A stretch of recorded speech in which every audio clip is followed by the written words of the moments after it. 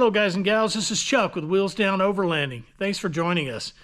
I'm going to be upfront and honest with you. I'm pretty new to the overlanding scene. I'm even newer to YouTube. It's not something in a million years that I thought that I would be interested in doing, but here I am, right? So I'm going to learn as I go. I'm retired Air Force. I did 29 years, and now that I'm retired, I have a lot of time on my hands, so I figured, why not? Let's give it a shot. What's the worst thing that can happen, right? In this video, I'm just going to be going over our 72 and our 2025 Broncos, just kind of show you what platforms we're going to be using. For our overlanding adventures, we're primarily going to use our new 2025 Bronco, but the 72, although it's equipped for rock crawling, can certainly do some overlanding, and we will do that. So I hope that you'll stick around. I'll show you a little bit about the Broncos. Let's get on it. This is one of our Broncos. It's a 1972 Ford Broncos Sport. It's been in the family for just over 21 years. We bought it from a soldier in Fort Carson, Colorado, back when we were stationed there in the Air Force at Peterson Air Force Base. Didn't quite look like this when we bought it. Obviously, we've done a lot of work to it to make it off-road capable. It's a really nice Bronco. Not beautiful per se, but definitely set up for off-road. It has a 5.0 out of a Ford Explorer that's been gone through. It's got a racing cam. It's fueled by an Edelbrock ProFlow 4 fuel injection system. It's got the Explorer front dress, so it's got a serpentine system to eliminate that belt squeal that you get with a lot of these older vehicles.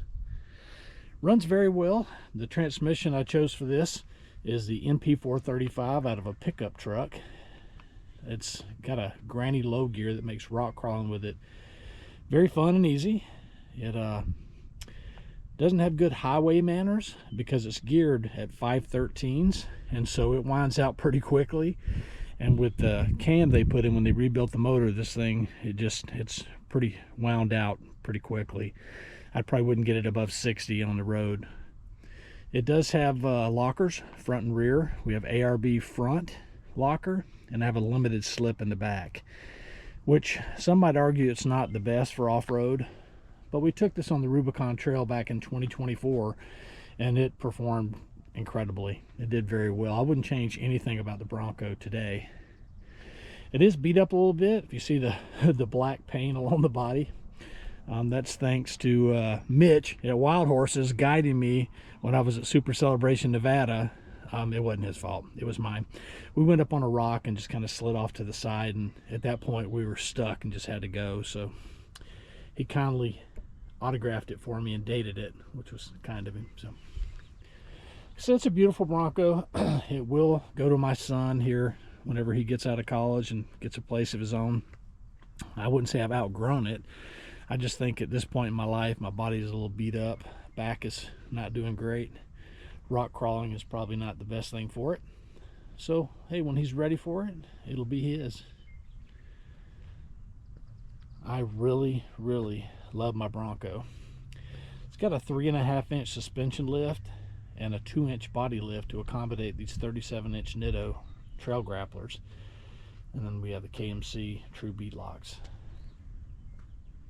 Disc brake front. I do not believe that disc brake is necessary on the rear of these things. They're too light. I've got parts from about every manufacturer. Most of everything on here is probably from Wild Horses, although I do have some James stuff, T-Rex arms on it. And the lift on this thing is Tom's. Sorry, Mitch. But yeah, good Bronco. We probably won't be doing a whole lot of overlanding in this rig, but you never know. The Ford Bronco, although it's very capable and it proved itself on the Rubicon, it's not really a very reliable vehicle at 50-something years old to take out in the middle of nowhere. And so a lot of our overlanding probably won't be off the beaten path, but that's why we bought the new Bronco. It's a little more comfortable, a lot more reliable, and I think it's going to serve us well. All right. So here's our 2025 Badlands Bronco, and I'm telling you, we're very excited about this Bronco. We've wanted one ever since they came out with them in 2021, but we kind of wanted to hold off until, you know, all the bugs have been worked out on them. I can't say that Ford has worked out all the bugs, but this is a beautiful Bronco. We really, really love it. There's not too much about it that we don't like. You know, as an afterthought, although the ruby red is a beautiful color and we get compliments on it all the time, it's probably not going to fare well off-road. It's probably going to get pinstriped, or at least it would have. We took some advice of some fellow friends, some fellow Bronco owners, and went and had paint protective film put over the majority of the Bronco. The entire front end, the sides, the complete sides, all the way up to just below the roof rack there. And I think it's gonna serve us well. It's already, you know, sheening water off very well, and I think it's going to be very good. So, you know, what is it that we don't like about it? Well, I wish that it had come with a little bit different bumper. They call this the capable bumper, but I think it's anything but capable. There's not a whole lot you can add to it. So we're looking to either get a modular bumper or maybe get an aftermarket bumper that we can throw a winch on. I know people have been able to, you know, make it work and put a winch on this, but not ideal. And so, yeah, that'll be in the works. We will get new wheels and tires for it. I eventually want to go up to 37s on it, but this will do for now. We're just going to go out and ride on these crappy tires and see what happens, and when we need to, we'll get new tires. One thing that I didn't really take into consideration, I love the stock rock rails. They'll serve us well for the limited, you know, not rock crawling, but the things we'll encounter. But my wife has a really hard time getting in and out of the Bronco. So we bought these IAG steps for it. Although they're cool, they clamp on, come off very easily. I do see already that they're already showing wear. And in the Northwest here where they salt the roads, those are probably going to rust really badly. Some friends told us on theirs that they had already had to, you know, rusted so badly that they had to have them repowder coated. So we'll see where that goes. I love the painted top. The only thing that I wish that Ford had done a little bit different is make these slots on the top the same depth as the mod top, because as it turns out, a lot of your rack manufacturers, their racks will not work with this. The slots on this painted top are about 3/4 of an inch deep, whereas the mod top is, I think, 1 1/4. And so, yeah, we initially ordered a trail racks and then found out it was not going to work for us. I apologize for the sun in the camera there. And so we went with the Gobi rack, and I'm very pleased with it. This thing is beefy. It's going to be a great rack for us.